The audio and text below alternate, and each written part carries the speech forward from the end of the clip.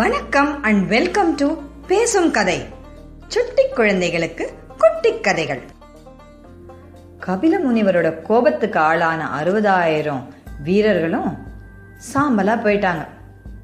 இப்ப சகர மகாராஜாக்கு இந்த விஷயம் எதுவுமே தெரியாது. குதிரையையும் காணோம், அது தேடி போன தன் மகன்களையும் காணோன்னு வருத்தப்பட்ட மகாராஜா தன்னுடைய பேரனான அன்சுமான கூப்பிட்டு, அன்சுமான், அஸ்வமேத குதிரையையும் காணோம், அதை தேடிட்டு போனவனுடைய சித்தப்பாக்களையும் காணோம், அவங்களை எப்படியாவது கண்டுபிடிச்சு கூட்டிட்டு வா அப்படின்னு சொல்லி அனுப்பினார். அன்சுமானும் தன் சித்தப்பாக்கள் போன வழியே பாதாள லோகத்துக்கு போனார். ஆனா அவருடைய சித்தப்பா மாதிரி அவர் யாரையுமே துன்புறுத்தலை. எல்லார்கிட்டையும் மரியாதையோட எப்படி வழி போகணும் என்ன அப்படின்னு கேட்டுக்கிட்டே போனார். கடைசியா அவரும் கபில மகரிஷியோட ஆசிரமத்துக்கு வந்தார். அங்க அந்த குதிரையையும் பார்த்தார். அவருக்கு ரொம்ப சந்தோஷம். யாகத்துக்கு தேவையான குதிரை கிடைச்சிடுச்சு. ஆனா அது பக்கத்துல குவியல் குவியலா சாம்பல் இருக்கிறத பார்த்தார்.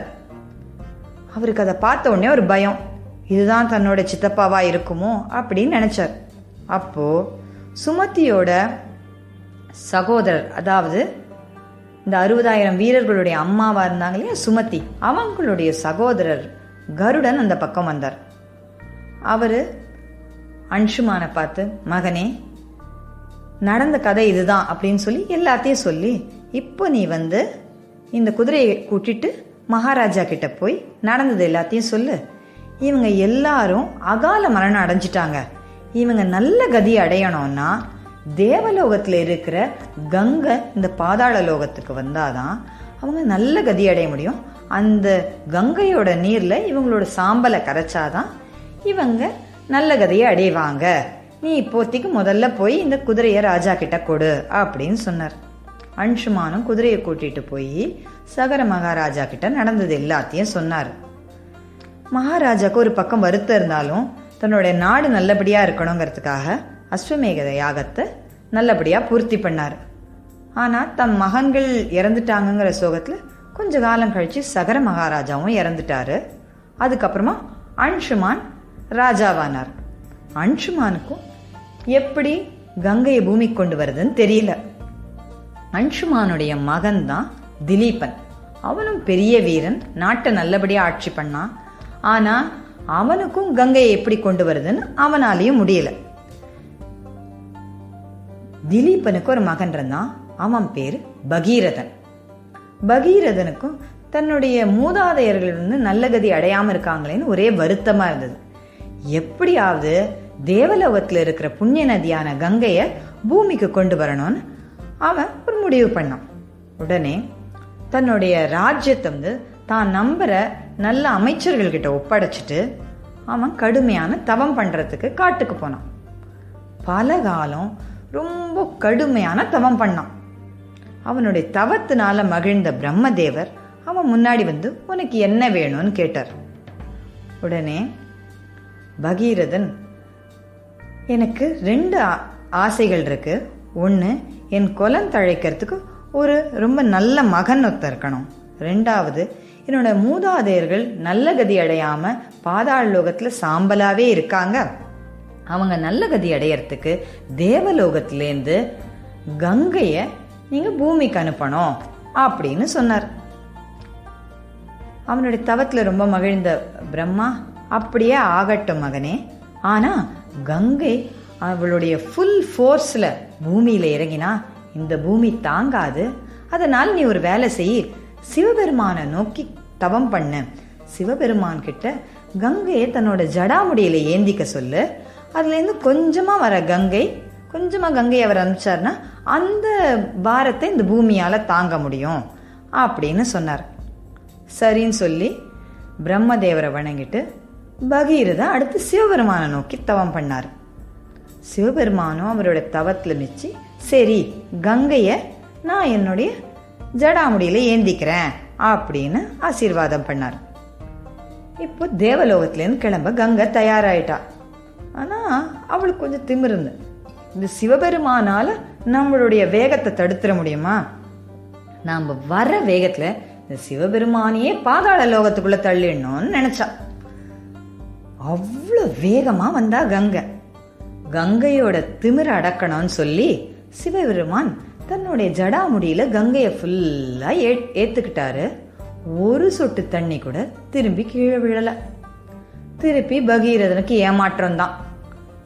திருப்பி சிவபெருமானை நோக்கி அவருடைய கோபம் தணியணும்னு சொல்லி திருப்பி பிரார்த்தனை பண்ணான் பகீரதன்.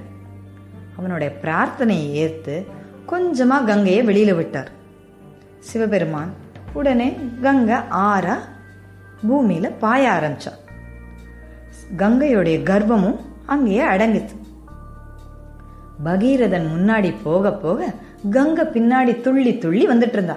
அதாவது ஒரு அப்பா பின்னாடி ஒரு சின்ன பொண்ணு குச்சிட்டு வர மாதிரி இருந்துதான் கங்கை பகீரதன் பின்னாடி வந்தது. அதனால கங்கைக்கு பகீரதனோட மகள் அப்படிங்கிற அர்த்தத்துல பாகீரதின்னு ஒரு பேர் இருக்கு. இப்படியே வந்த கங்கை நிறைய இடத்துக்கு பாஞ்சு ஓடிட்டு இருந்தா. அப்போ ஜஹ்னு அப்படிங்கிற ஒரு முனிவர், அவருடைய ஆசிரமம் இருந்தது. அந்த ஆசிரமத்துல அவர் யாகம் பண்ணிட்டு இருந்தார். இப்படி ஓடிட்டு வந்த கங்கை கவனிக்காம ஜஹ்னு முனிவரோட ஆசிரமத்துக்குள்ள பாஞ்சிட்டா. அவருடைய வேள்வியாளருக்கான சாமான்கள் எல்லாத்தையும் நினைச்சிட்டா. இதனால கோபமடைஞ்ச ஜஹ்னு முனிவர் அவளை ஃபுல்லா எடுத்து குடிச்சிட்டார். திருப்பி கங்கை வெளியில வரல. பகீரதனும் தேவர்களும் திருப்பி போய் ஜஹ்னு முனிவர்கிட்ட பிரார்த்தனை பண்ணாங்க. முனிவரே, இந்த ரொம்ப கஷ்டப்பட்டு பகீரதன் இந்த கங்கையை பூமி கொண்டு வந்திருக்கான். அவனுடைய மூதாதையர்கள் நல்ல கதி அடையணும்னு.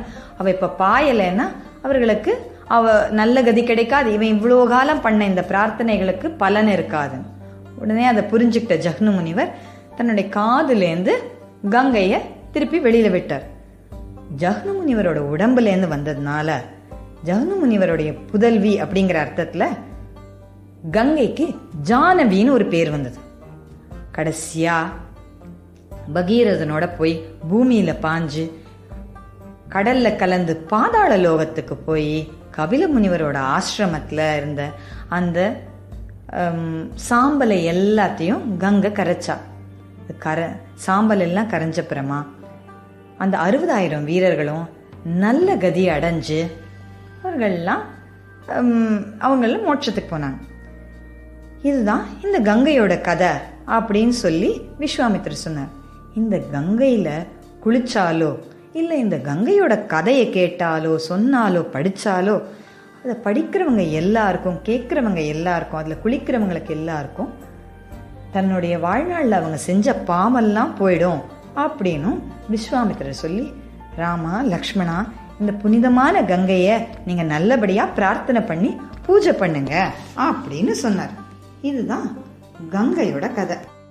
இந்த கதை உங்களுக்கு பிடிச்சிருந்தா இது போல நிறைய கதைகள் கேட்க பேசும் கதை யூடியூப் சேனலுக்கு சப்ஸ்கிரைப் பண்ணுங்க. நன்றி, வணக்கம்.